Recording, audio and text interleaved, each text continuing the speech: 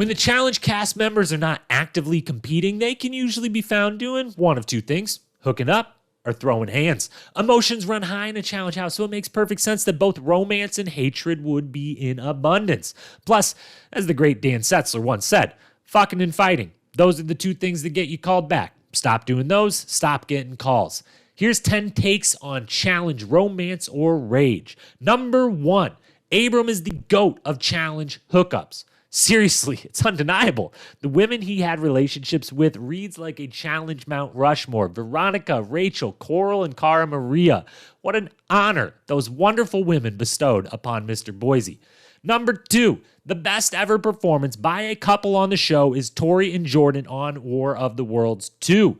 The Queen should have bestowed citizenship on Tori and Jordan the moment they both turned coat and helped lead a decimated UK team to victory on War of the Worlds 2. Epic elimination wins, a proposal, surviving having a target on each of their backs from day one. It was an incredible run. Even if it didn't last after the show ended, that doesn't matter. We're talking a couple while they were on one single season together. Their performance, Tori and Jordan's, was the best of the best. The runner-up couple is Cam and Leroy on Double Agents, who ran that house from day one all the way to the final without shedding a drop of sweat. Made it look easy. An absolute masterclass, only derailed by facing CT in a final. In third place, gotta go to Brad and Tori, winning Cutthroat together. Shout out to Brad. I love you, buddy. Number 3, we've got arguably my favorite listener submission of all of them, coming from Mary Novick, a.k.a.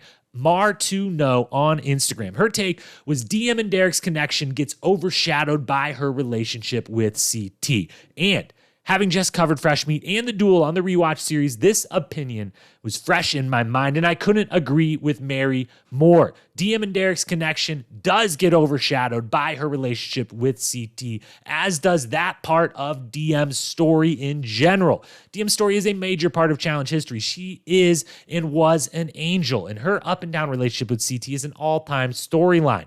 But as Mary points out, her rookie season was incredible in the same mix of heartwarming and heartbreaking, and same show of courage and beautiful spirit that all her other seasons were, and her connection with partner Derrick and his desire to help her win was such an incredible storyline that should not be forgotten.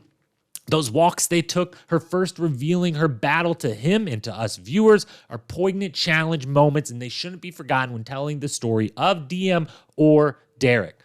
Number 4, but also CT and Diem's kiss on the cliffs is the best kiss in reality TV history. Any reality show, not just the challenge. There has never been a greater kiss. It was perfect. The build up to it was perfect. The fact everyone in the house saw it and then playfully teased a clearly smitten Diem about it afterwards was perfect. Everything about it was perfect. Our angel looking down on all of us in the challenge community. Diem, we miss you and love you. You gave the world so much, and just because CT blew your chance to be a challenge champion on X's One doesn't mean you are not a champion in our hearts and a true champion in life. We miss you, Diem. Number 5, the challenge is better at producing long-lasting relationships than The Bachelor ever has been. There, I said it. It's better than the Bachelor franchise, Bachelor, Bachelorette, both of them combined. The challenge is better at producing long-lasting love. Think back, season 1, Road Rules All-Stars, names Rachel and Sean, ring a bell because they got together that season. They're now married with 5 kids 20-some odd years later. Is there any Bachelor, Bachelorette couple that can say that? We've got Cam and Leroy, Cara and Pauly, Casey and Nani, Jenna and Zach. I could steal Bailey and Swaggy from Big Brother, but I don't even need to. My point is already made. Are most relationships on this show just for fun makeouts? Yes. Do a lot of the relationships on the show turn toxic quickly? Unfortunately, also yes. But even with those two things said, does the fact stand that you're just as likely to find your forever person in a challenge house as you are in a house full of champagne and roses over on ABC? Bet your bottom you are. Now, we turn from love to hate. Let's talk fights. Sometimes physical, all the time verbal. Number 6. Fessy getting sent home on Spies, Lies, and Allies is the weakest DQ for fighting of all time and never should have happened.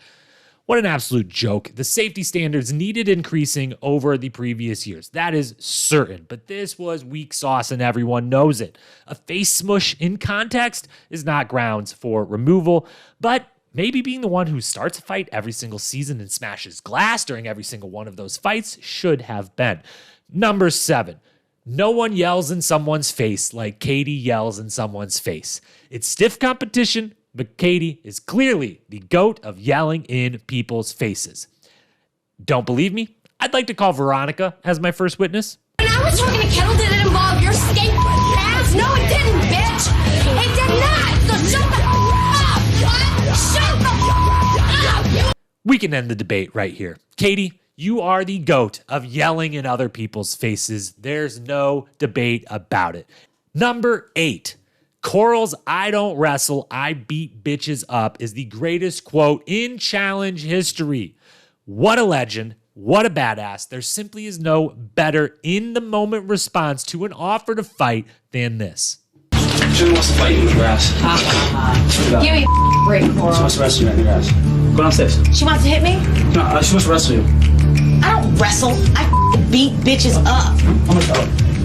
Which reminds me, number 9, Julie peeing on Coral's bed and Coral's reaction to it is the greatest shit they should have shown footage of all time and maybe the greatest reunion moment of all time. Coral vs. Julie will go down in history as an all-time TV moment and rivalry. But of the many, many great moments involved in that one night, I will always think first of Coral asking David and CT how she did it. Like, where did she stand? Where was she looking? How much was it? Coral was so infatuated with the fact that someone had peed on her bed, she forgot to even get mad about it. Julie, how you were still standing after all that, I do not know, but I thank you for the entertainment. Coral versus Julie, a rivalry, an argument for the history books. And then number 10. Tina punching Beth was lame and not worth it. There, I said it. It's a big moment in challenge history. It's referenced all the times, but I think it was a little lame, and I definitely know that it was not worth it. Of all the big fights and punches in challenge history, this one may get mentioned as much as any other. It totally does not deserve it. The punch was weak. It was clearly premeditated. It was totally pointless and worthless for Tina. She may have said to TJ it was worth $500,000. She may be absolutely killing it in life and not need that money at all. But I've got to imagine if she truly was honest, she would take that one back and keep on competing. Woo! Those were some hot takes, huh? What'd I get right? What do you think I got wrong? I know you disagree with at least 1 to 10 of the 10 different things you just heard. Let me know in the comments below. Right, wrong, missing? Is there anything on this topic that should have been a part of this? Please let me know. I love feedback. I love banter. Let's talk it out. And if you like what you saw, hit that follow button, subscribe to this page. A lot more good stuff coming your way. And then these links that are about to pop up, they'll take you right on in to another set of 10 takes. You don't even have to wait. They're all right here, 100 in total. Enjoy. Thanks for being here. I'll talk to you again soon.